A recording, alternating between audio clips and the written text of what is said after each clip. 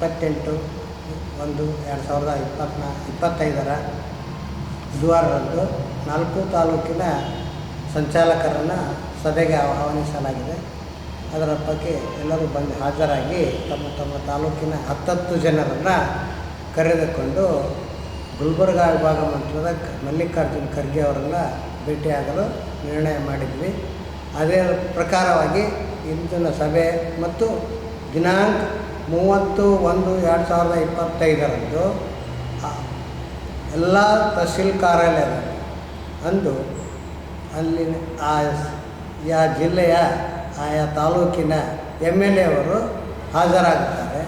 ಅಂದಿನ ದಿನ ಆಯಾ ತಾಲೂಕಿನಲ್ಲಿ 1/7/2022ರಿಂದ 31/7/2024 ಅವಧಿಯಲ್ಲಿ ನಿವೃತ್ತಿಯಾದ ಡಿ ಗ್ರೂಪ್ ನೌಕರರಿಂದ ಹಿಡಿದು ಕ್ಲಾಸ್ 1 ಆಫೀಸರ್ವರೆಗೂ ತಾವೆಲ್ಲರೂ ಹಾಜರಾಗಬೇಕೆಂದು ಈ ಮೂಲಕ ಕಳಕಳಿಯ ಮನವಿ. ಯಾಕೆಂದರೆ ನಮ್ಮ ಈಗಾಗಲೇ ಹೋರಾಟ ಸಮಿತಿ ಬಹಳ ಜೋರಾಗಿ ಬೆಳಗಾವಿಯಲ್ಲಿ 20,000 ಜನ ಸೇರಿದ್ವಿ, ದಾವಣಗೆರೆಯಲ್ಲಿ ಸೇರಿದ್ವಿ. ದಿನಾಂಕ 11/8/2024 ಪ್ರಾರಂಭವಾದಂಥ ಸಭೆ ಇವಾಗ 20,000ಕ್ಕಿಂತ ಹೆಚ್ಚು ಜನಸಂಖ್ಯೆಯಲ್ಲಿ ಬೆಳಗಾವಿ ಅಧಿವೇಶನದಲ್ಲಿ ಸೇರಿದಾಗ ಅಲ್ಲಿ ಮಾಡುತ್ತೇವೆ ಅಂತ ಆಶ್ವಾಸನೆ ಕೊಟ್ಟಿದ್ದಾರೆ. ಆ ಆಶ್ವಾಸನೆ ಪ್ರಕಾರ ಇನ್ನೂ ಜಾರಿಯಲ್ಲಿ ಬಂದಿಲ್ಲ.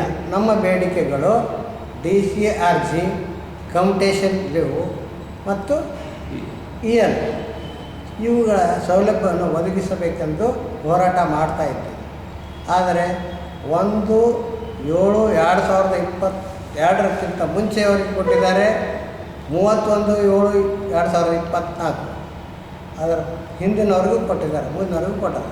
ಆದರೆ ನಾವು ನಡುಕಿರ್ತಕ್ಕಂಥವ್ರು 25 ತಿಂಗಳ ನಮಗೆ ಅನ್ಯಾಯ ಆಗಿದೆ ಅಂತೇಳಿ ನಾವು ಹೋರಾಟ ಮಾಡ್ತಾಯಿದ್ದೀವಿ. ಈ ಹೋರಾಟ ನಮಗೆ ಪೂರ್ಣ ಮಂಜೂರು ಮಾಡೋವರೆಗೂ ಉಗ್ರ ಹೋರಾಟ ಮಾಡಲು ಸಿದ್ಧರಾಗಿದ್ದೇವೆ.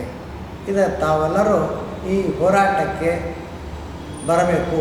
ದಿನಾಂಕ 30/1/2025 ಗಂಗಾವತಿ ತಹಸೀಲ್ ಆಫೀಸಲ್ಲಿ ಬೆಳಗಿನ ಜಾವ 10:30ರಿಂದ ಕಾರ್ಯಕ್ರಮ ನಡೆಯುತ್ತದೆ.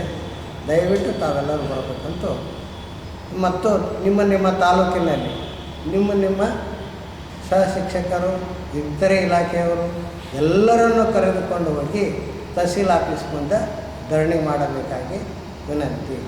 ಇದು ನಮ್ಮ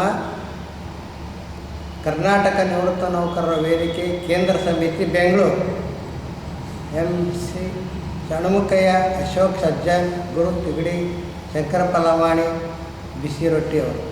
ಇಷ್ಟು ಜನ ಆದೇಶ ಪ್ರಕಾರ ನಾವು ನಡೆದುಕೊಳ್ತಾ ಇದ್ದೀವಿ.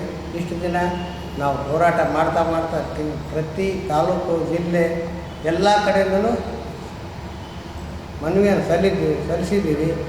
ಆದರೆ ಕಾರ್ಯರೂಪಕ್ಕೆ ಬಂದಿಲ್ಲ ಅಂತೇಳಿ ಮತ್ತೆ ಹೋರಾಟ ಮಾಡಬೇಕಂತ ಸಭೆಯಲ್ಲಿ ಕರೆಯಲಾಗಿತ್ತು. ಧನ್ಯವಾದಗಳು. ನಮಸ್ಕಾರಗಳು. ಕರ್ನಾಟಕ ನಿವೃತ್ತಿ ನೌಕರರ ವೇದಿಕೆ ವತಿಯಿಂದ ಈ ಒಂದು 25 ತಿಂಗಳಲ್ಲಿ ನಿವೃತ್ತಿಯಾಗಿರ್ತಕ್ಕಂಥ ಎಲ್ಲ ಇಲಾಖೆಯ ಬಂಧುಗಳಲ್ಲಿ ನಾನು ಸವಿನಯ ಪ್ರಾರ್ಥನೆ ಮಾಡ್ತೇನೆ. 30/1/2025 ಆಯಾ ತಾಲೂಕಿನ ತಹಸೀಲ್ದಾರ್ ಮುಖಾಂತರ ಮಾನ್ಯ ಸಿದ್ದರಾಮಯ್ಯ ಸಾರ್ ಇವರಿಗೆ ಒಂದು ಮನವಿ ಪತ್ರವನ್ನು ಸಲ್ಲಿಸುವ ಒಂದು ನಿಟ್ಟಿನಲ್ಲಿ, ಯಾಕೆಂತಂದರೆ ನಾವು ಹೋರಾಟದ ದಿಸೆ ಈಗ ಮನೆಯಲ್ಲಿ ಯಾರಾದರೂ ಮಗು ಹತ್ತಾಗ ತಾಯಿ ಹತ್ರ ಕೇಳಿದರೆ ಅನ್ನ ನೀಡುವ ದುಸ್ಥಿತಿಯಲ್ಲಿರ್ತಕ್ಕಂಥ ಸಂದರ್ಭಗಳಲ್ಲಿ ನಾವು ಹೋರಾಟ ಮಾಡದೆ ನಾವು ಬೀದಿಗೆ ಇಳಿದೆ ನಮಗೆ ಬರಬೇಕಾಗಿರ್ತಕ್ಕಂಥ ಅಂದರೆ ನಮಗೆ ಬರಬೇಕಾಗಿರ್ತಕ್ಕಂಥ ಏನು DCRG ಮತ್ತು EL ಮತ್ತು ಉಳಿದಿರ್ತಕ್ಕಂಥ ಎಲ್ಲ ಸರ್ಕಾರಿ ನೌಕರರಿಗೆ ಎಲ್ಲರೂ ಬರ್ತದೆ. ನಮಗೆ ನಿವೃತ್ತಿ ಆಗಿದ್ದ ದಿನಾಂಕದಿಂದ ನಾವು ಕೇಳ್ತಿದ್ದೀವಿ, ನಾವು ಹಿಂದೂ ಏನು ಬೇಬಾಕಿ ಕೇಳ್ತಾ ಇಲ್ಲ. ನಮಗೆ ಅಂದರೆ ಆ ಒಂದು ಅವಧಿಯಲ್ಲಿ ಸತ್ತವರಿಗೆ ನೀವು ಅದನ್ನು ಅನುಕೂಲ ಮಾಡಿಕೊಡ್ತಿದ್ದೇವೆ.